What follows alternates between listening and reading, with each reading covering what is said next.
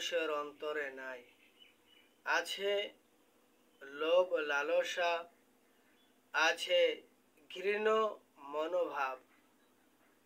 অপরকে ঠকাতে পারলেই সে নিজেকে ভাবে সেরা বুদ্ধিমান, অথচ সে জানে না সে সমাজের জন্য আবর্জনা, সে অভিশপ্ত। আল্লাহ তাআলা তিনজন ব্যক্তির দোয়া কখনো ফিরিয়ে দেয় না। তার ভিতরে এক নম্বরে যার উপর জুলুম করা হয়।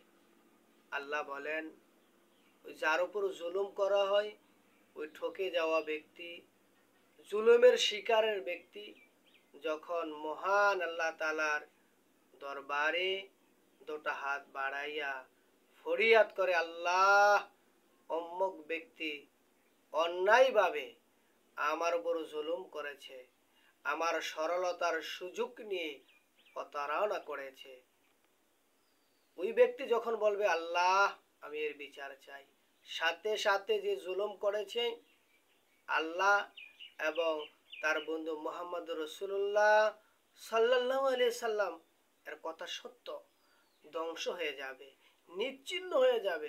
সাথে সাথে ওই দোয়া আল্লাহ কবুল করে নেন, দোয়া ফিরিয়ে দেয় না। কার দোয়া ফিরিয়ে দেয় না? যার উপর জুলুম করা হয়। সে ফরিয়াদ করলে, সে যখন আল্লাহ তাআলা দরবারে হাত ওঠায়, আল্লাহ তাআলার আরশ পর্যন্ত কেঁপে ওঠে।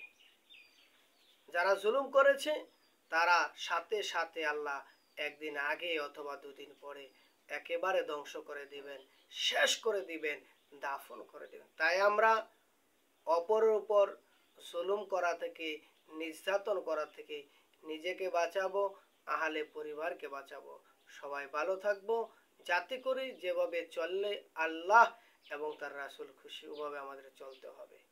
মানুষকে ঠকানো যাবে না, মানুষের অত্যাচার করা যাবে না।